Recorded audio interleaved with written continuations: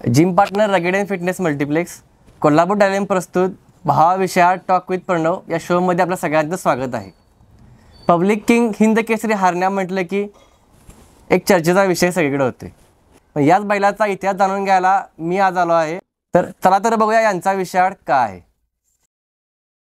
तर विषयाड पब्लिक बैलगाडी शर्यत म्हटलं की पब्लिक किंग हिंद केसरी हारण्या या बैलाचं नाव हे ऑटोमॅटिक सगळ्यांच्या तोंडात येतेच.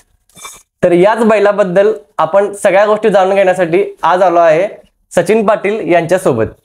तर दादा तुमचं मनापासून स्वागत आहे भावा विषया टॉक विथ प्रणव या आपल्या शो मध्ये. धन्यवाद. हिंद केसरी हारण्या हा बैल तुमच्या आयुष्यामध्ये यायच्या आधी तुमची परिस्थिती कशा पद्धतीने होती? हिंद केसरी बैलगाडी शर्यत ही आमच्यासाठी तिसरी पिढी आहे आमची.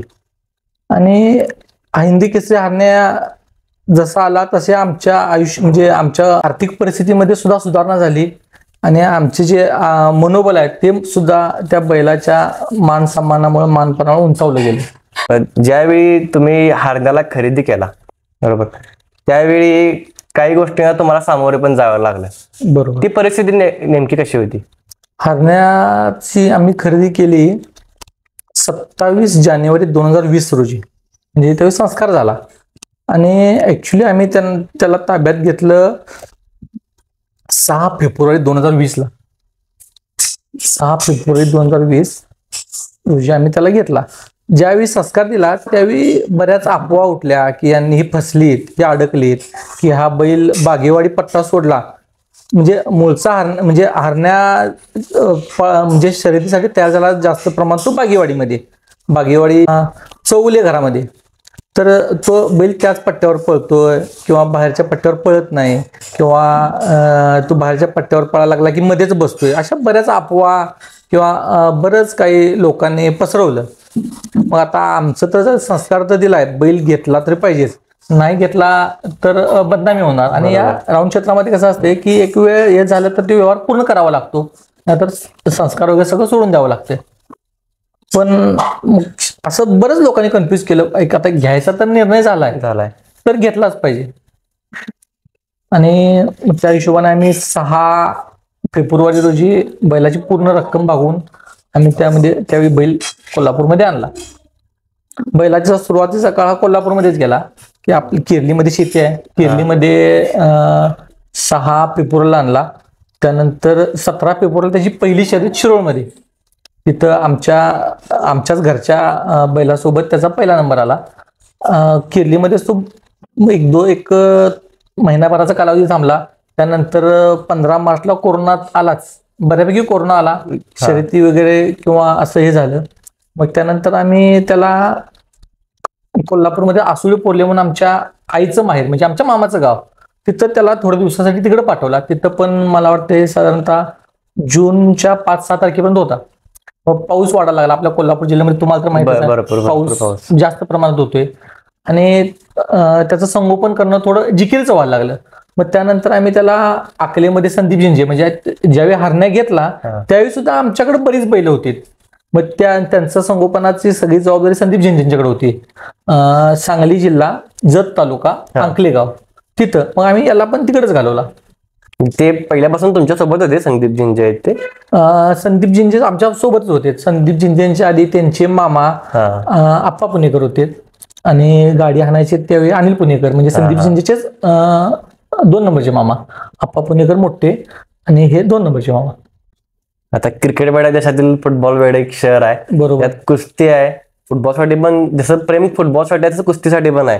पण बैलगाडी शर्यत आपण करायची जे तुमची आधीची पिढी होती, मग तुमच्या त्यानंतर थोडासा गॅप पडला असणार आहे. म्हणजे जसं तुम्ही बोला की तुमची तिसरी पिढी, मग तुमची जुने लोक बैलगाडी शर्यती करत होत्या ना? हो बरोबर. मग त्यानंतर थोडासा मध्ये गॅप पडला असणार आहे. मग तुम्हाला तुमच्या फॅमिलीला पण कशा पद्धतीने कधी वाटलं की आपण पण शर्यत म्हणून ह्या एक गेम म्हणून आपण याच्याकडे बघूया? बैलगाडी शर्यत हा तसा शेकडो वर्षापूर्वीचा म्हणजे खेळ आहे.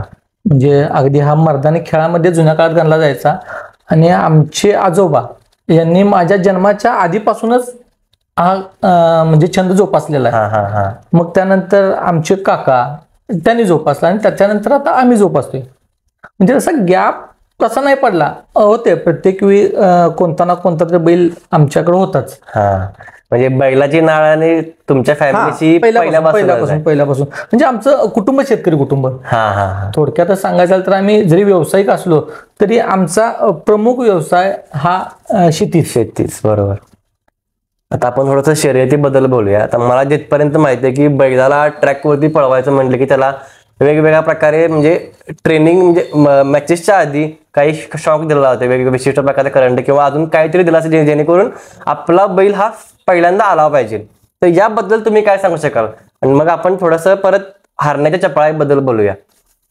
शॉक देणे वगैरे हे प्रकार अगदी आपोआप घडतात, घडत नाहीत मी असं म्हणत नाही, पण सगळेच करतात असं नाही. आता शासनाने जेव्हा शर्यती चालू केल्या त्यावेळी म्हणजे बरेच नियम बरेच अटी घातलेले आहेत. त्यामध्ये शॉक न देणं किंवा मारहाण न करणं हे प्रकार म्हणजे ह्या त्यांनी त्यामध्ये अटी ऍड केलेल्या आहेत. तर मला काय म्हणायचं आहे की एखादा गुन्हा करतोय म्हणून त्याची शिक्षा सगळ्यांनाच काय. आता ते प्राणी मित्र संघटनेनं म्हणजे शर्यती बंद पडण्यासाठी की त्यांनी असे प्रमुख मुद्दे मानले होते की बैल म्हणजे घोडा हा धावण्यासाठी आहे. बरोबर. म्हणजे घोड्याला खूर आहे, बरोबर ना, पण बैलाला नक्की आहे. म्हणजे बैल हा धावण्यासाठी योग्य नाही असं त्या लोकांचं मत होतं, किंवा बैल हा इतक्या क्षमतेने धावू शकत नाही. तर मला त्यांच्यासाठी काय सांगायचं आहे की तुम्ही आज या, तुम्ही प्रत्यक्ष हरण्याला झोपा, त्याला पळवा, मग तुमच्या लक्षात येईल की एखाद्या घोड्याला सुद्धा लाजवेल इतक्या क्षमतेनं हरण्या पळतोय. घोड्यांपेक्षा जास्त पळतोय असं मी नाही म्हणू शकत. शेवटी घोडा आहे, बरोबर आहे, बैल आहे.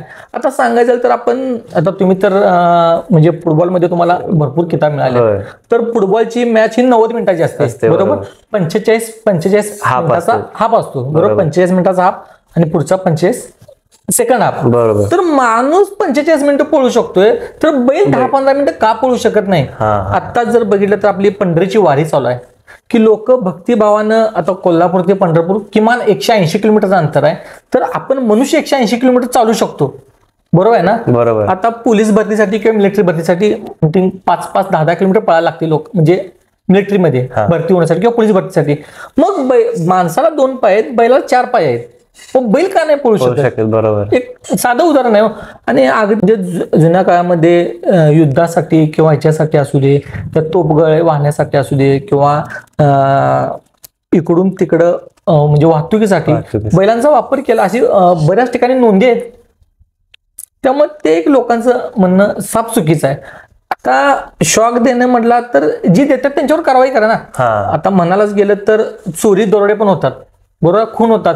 जो करतोय त्याला शिक्षा मिळते, त्याच्या पूर्ण फॅमिलीला नाही मिळत शिक्षा. आता माझ्या फॅमिली जर मी खून केला तर मला एकटा शिक्षा मिळायला पाहिजे, माझ्या पूर्ण फॅमिलीवर तुम्ही बंदी आणणार? मग तसं जो गुन्हा करतोय ना, शासनानं त्याच्यावर कठोरातली कठोर कारवाई केली पाहिजे, ही माझ्या शासनाला नम्र विनंती आहे. आणि जो नियमानुसार करतोय त्याला अडवून का लावता तुम्ही? त्याच्यावर का बंधनं लागता? नको लादायला बंधन. ती तरी बंधनीचा म्हणजे जर शर्यतीमध्ये बंधन आहे तर गॅप किती वर्षाचा होता? तरी बंदी 2013 आली. माझ्या मते 17ला बंदी उठली आणि अगदी 1-2 दिवसात परत बंदी आली. अगदी 1 किंवा 2 दिवसात आली, लगेच आली. आणि त्यानंतर मग 2022ला बंदी उठली. त्यानंतर आता कंटिन्युअस राजपत्रिकाच निघाली, त्यामुळे काय विषय नाही. पण अजून सुद्धा काही खोडकर लोक आहेत की ते चुका करतात, किंवा म्हणजे ईर्ष्येपोटी, लोकांच्या हव्यासापोटी किंवा स्वतःच्या स्वार्थापोटी जनावरांचा हाल करतात. पण जे हाल करतात त्यांच्यावरच कारवाई झाली पाहिजे. चोर सोडून संन्यासाला फाशी व्हायला नको. त्यांच्यामुळे त्या स्पर्धेवरती प्रॉब्लेम आला. हा, नक्की. लोकांनी ह्या खेळाकडे बघताना एक आनंद लुटावा किंवा एक खिलाडू वृत्तीनं बघावं. म्हणजे ते जे गेम बघू नये. गेम मधला जो विषय आहे तो मैदानातच झाला पाहिजे, पर्सनल लाईफ मध्ये नसला पाहिजे. अगदी मैदानात. आणि आम्हाला सुद्धा या गोष्टीची झळ भरपूर बसलेली आहे, कारण आम्ही राहायला कोल्हापुरात. आमचा बैल आकले, तर इथून कोल्हापूर पासून आकलेचं अंतर साधारणतः 115 ते 120 किंवा 125 किलोमीटर असेल. आणि बंदीच्या काळात कसं व्हायचं, महाराष्ट्रात शर्यती बंद, मग त्या कर्नाटक बाँड्रीवर किंवा कर्नाटकात शर्यती व्हायच्या. मग आम्हाला इथून तिकडे शर्यतीला जाणं शक्य व्हायचं नाही. मग ती काही लोक काय करायची की आमच्या बैलाचं जे संगोपन करतो संदीप झिंजे त्याला त्रास द्यायचा किंवा त्याच्या मित्रांना त्रास द्यायचा. असे आम्ही सुद्धा त्या कालावधीतून गेलेलो आहे की ते काय आमच्यासाठी नवीन नाही. पण शेवटी व्हायचं कसं की आम्ही इकडं बैल तिकडं, त्यामुळं थोडंसं आम्हीच 2 पावलं मागे घ्यायचं. पण ह्या राऊंड क्षेत्रात एक हे आहे, नियमच आहे की ज्याला हार पचते, की जसं सुरेश सरनाईकांनी एका मुलाखतीत सांगितलेलं आहे की ज्याच्यात हार पचवायची ताकद आहे त्यानंच राऊंड करावा. बरोबर. जो इमानदारीने करतोय ना तोच पुढे जातोय, जो गद्दारी करतोय तो पुढे जात नाही. त्याला बैल म्हणजे तुमचा महादेवाचा नंदी आहे. हा बरोबर. म्हणजे तुम्ही महादेवाच्या मंदिरात गेला तर आधी नंदीला पाया पडायला लागतं, आणि त्याच्यावर जर तुम्ही अन्याय करत असाल तर तुम्हाला त्याचं फळ हे नक्की भोगायला मिळणार. आणि आधी कसं होतं की आत्ता करायचं नंतर, आता नाही, आत्ता इथंच करायचं आणि इथंच निस्तरायचं, हा रूल आहे. आता जसं हारण्या बैलाचं एक लोकांनी पब्लिक किंग किंवा हिंद केसरी ह्या भावनेनं किंवा या शब्दांनी त्याला एक वेगळी ओळख दिल्या, तर त्याच्या चपळाईबद्दल सांगा की. चपळाईबद्दल म्हणायचं गेलं तर तो जास्तच ऍक्टिव्ह आहे की त्याला तू किती किलोमीटर पळू शकतो. म्हणजे जे लोकांनी उठवले ना की तो बाबा ठराविकच अंतर पळू शकतो, त्याच्या पुढे पळू शकत नाही, ते साफ खोट आहे. बैल आमच्याकडे असताना सुद्धा बसला तर कधी बसतोय, ज्यावेळी आमच्या बैलगाडीच्या सोबत क्रॉस करणाऱ्या बैलगाड्या ज्यावेळी मोटरसायकलनं गोंगाट करतात, चिटिंग करतात, बॅटरीचे आवाज करतात, त्यावेळी आमचा बैल बसलाय. पण तो दमलाय आणि बसलाय असं कधी झालेलं नाही. लोकांच्या त्रासाला कंटाळून बसलाय बैल. नाहीतर त्याला तसं फारसा व्यायाम तर काय लागत नाही. अगदी 20-25 मिनिटं त्याला शेतीची कामं केलीत आणि अगदी थोडा फिरवला तर बस आहे. त्याला मोकळ्या जागेत मेकेला बांधला आणि थोडं लांबडं कासा करून सोडला, तो त्याचं तोच फिरत असतो. त्याला असं वैयक्तिक व्यायाम किंवा सराव घ्यायची काय आवश्यकता नाही. आणि त्याची शरीर सुद्धा अगदी म्हणजे ते एक हे म्हणतात ना, एक शिवरी तसा येतो, आवाढव्य असं हे नाही, अगदी तंदुरुस्त आणि फिट आहे. बघितलं पर्सनॅलिटी जबरदस्त नक्की नक्की.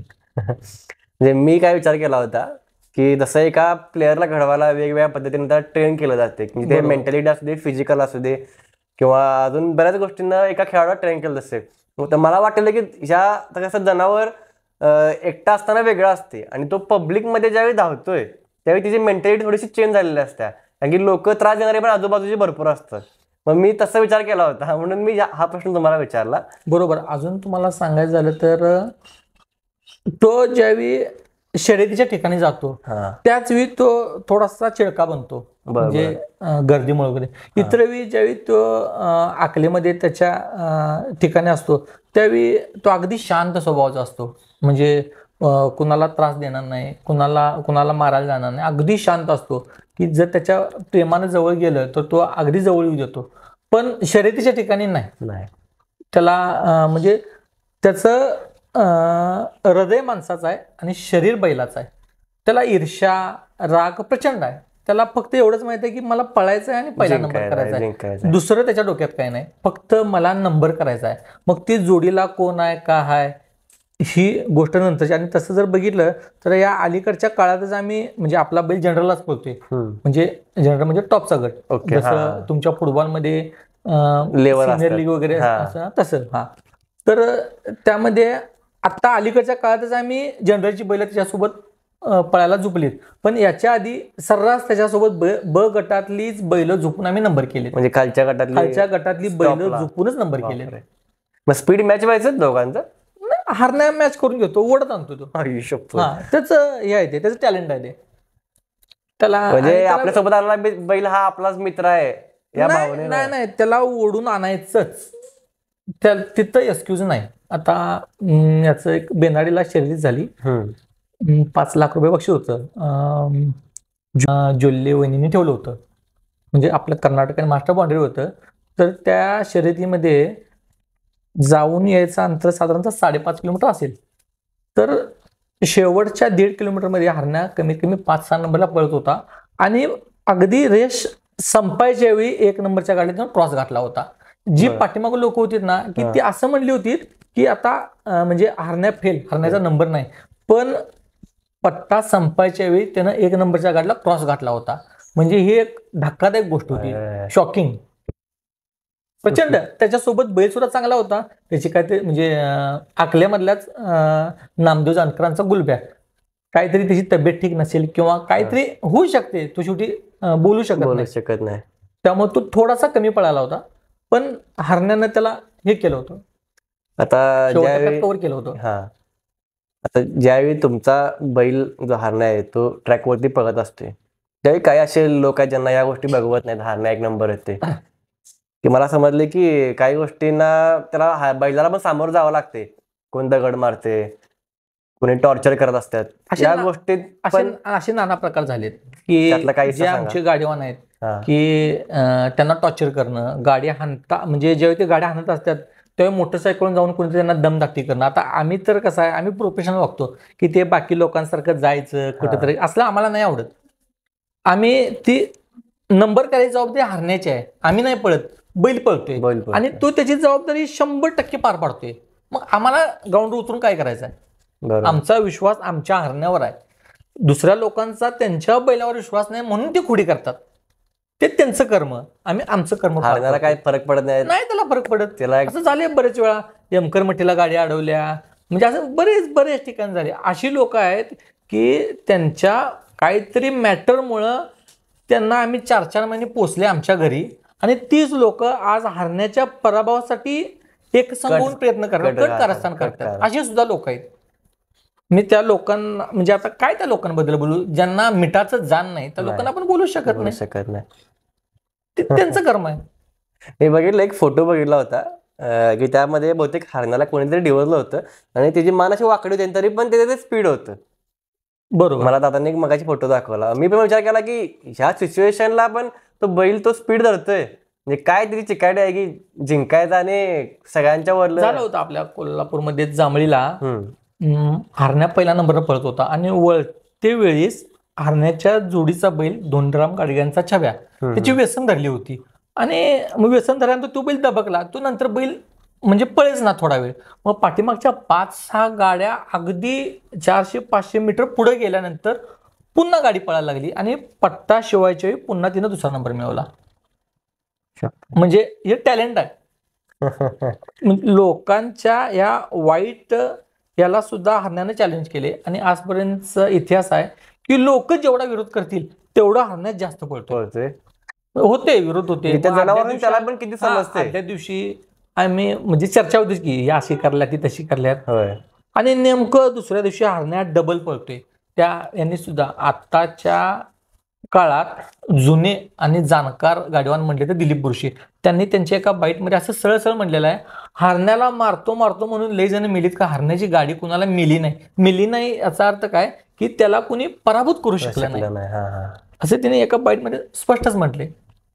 आता बऱ्याच खेळामध्ये म्हणजे काही ठिकाणी अंधश्रद्धा पण असे की लिंबू केला किंवा नाही असं नैवेद्य ठेवला, या गोष्टी पण होतात त्या खेळामध्ये का?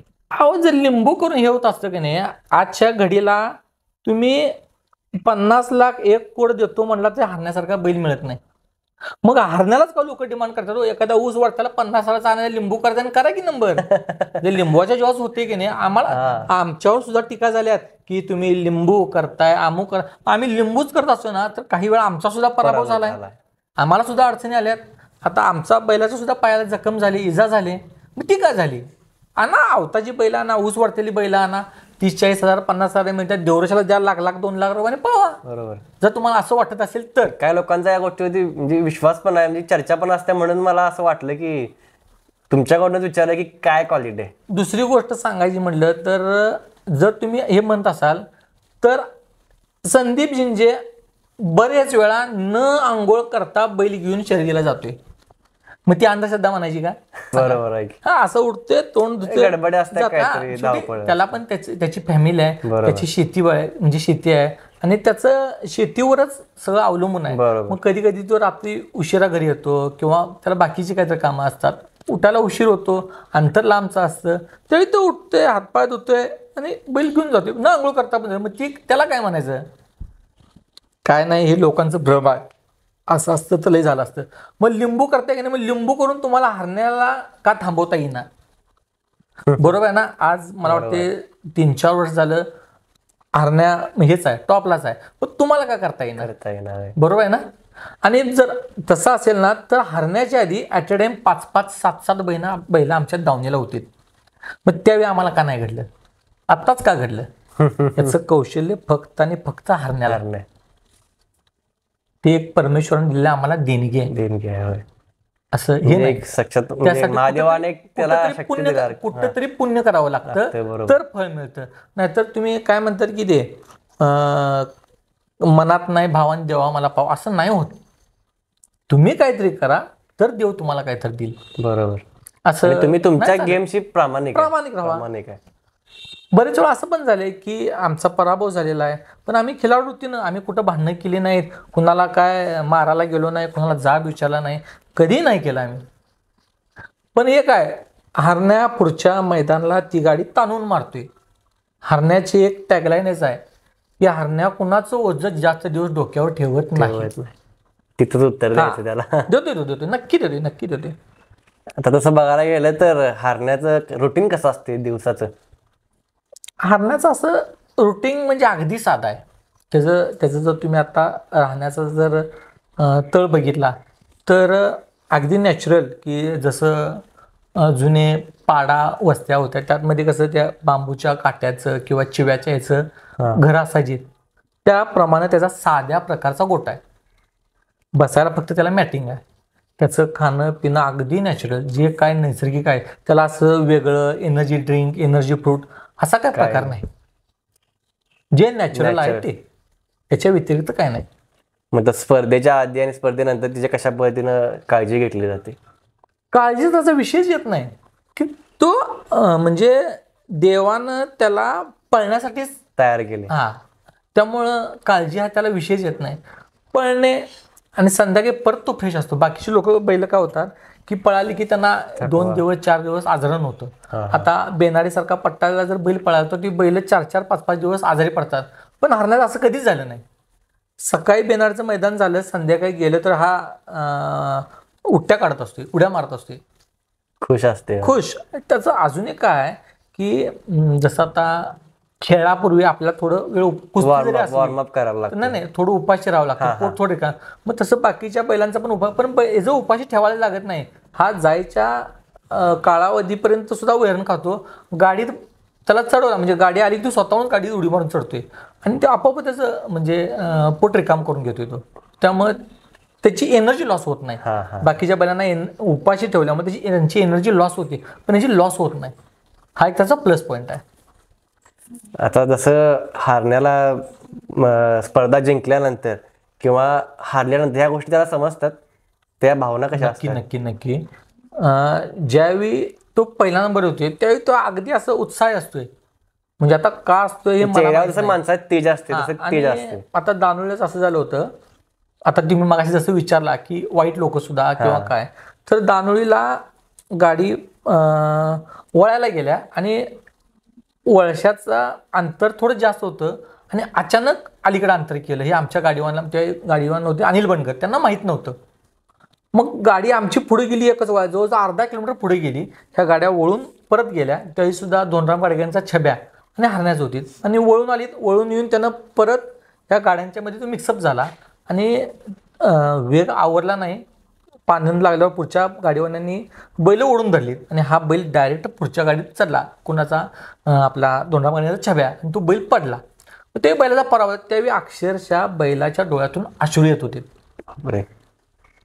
त्याचं ते एक वैशिष्ट्य आहे. जसं मी काही टुर्नामेंट्स बघतोय ज्या असतात शर्यतीच्या, म्हणजे बैलगाडीच्या जिथून सुरुवात होते तिथून पाठीमागं काही लोक असतात, 2 व्हीलर असू दे, 4 व्हीलर असू दे, आणि त्याच्या पुढे पण 4 व्हीलर्स पण असतात. मग ह्या गोष्टीमुळे कुठेतरी बैलगाड्यांना अडथळा पण येते.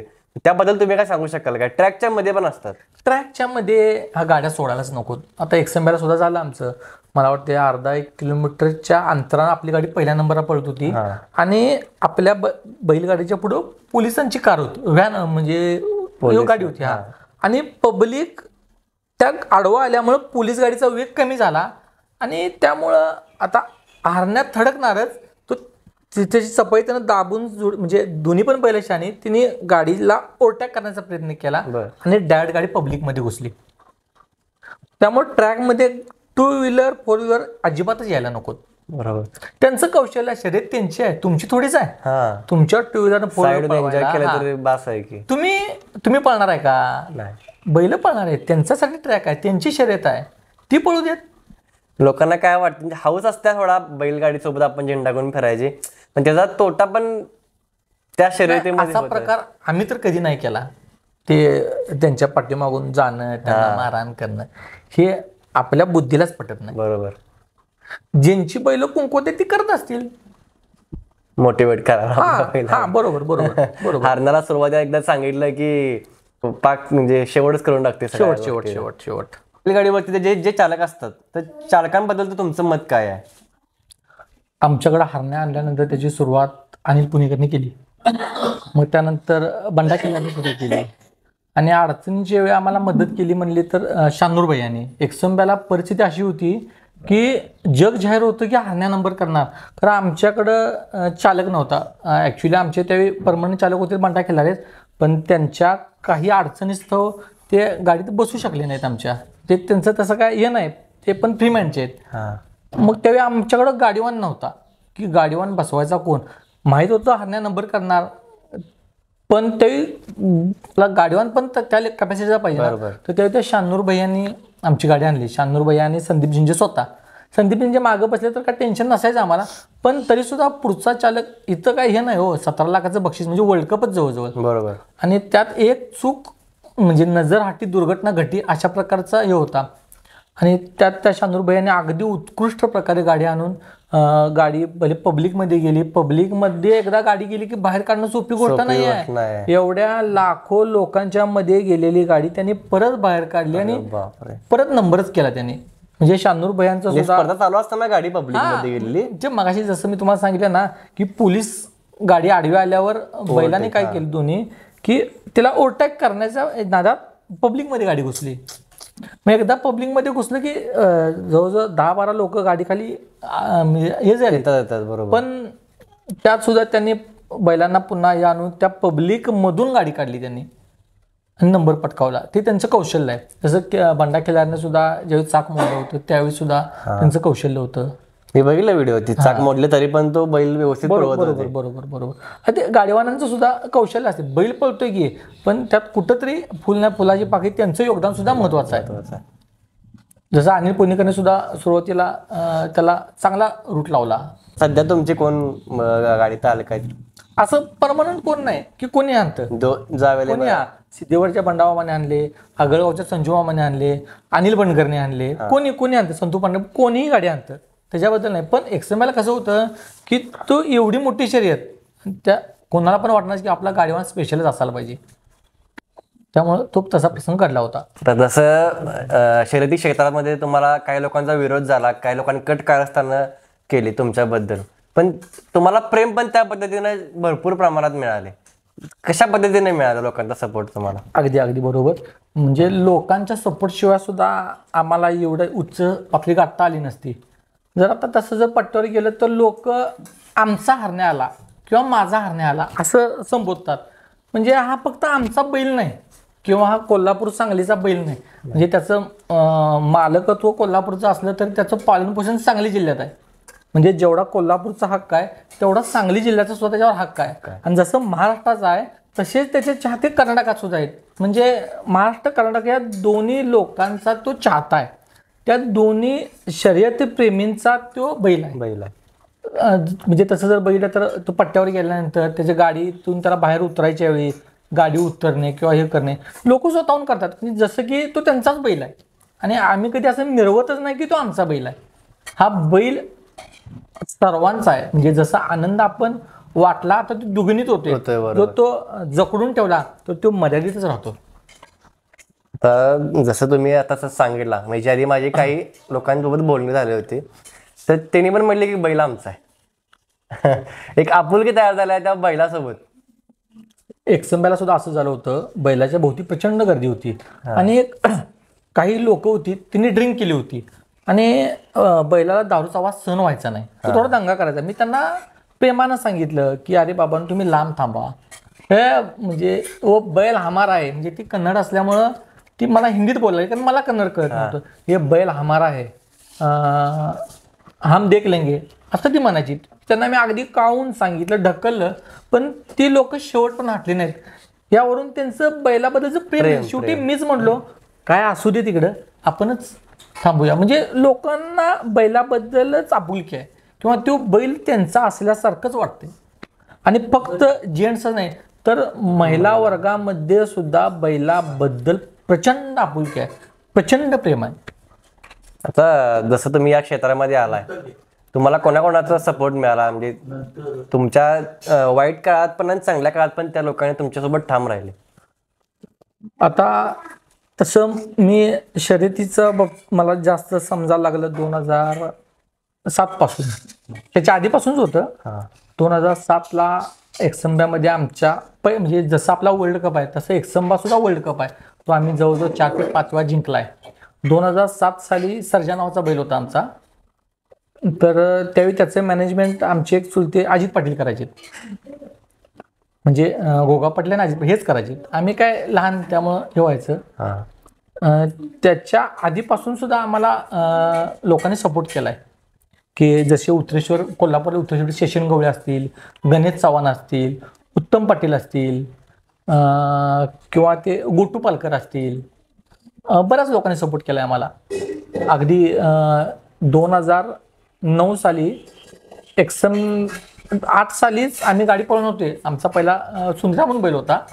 2007-10ला घेतला असेल आम्ही.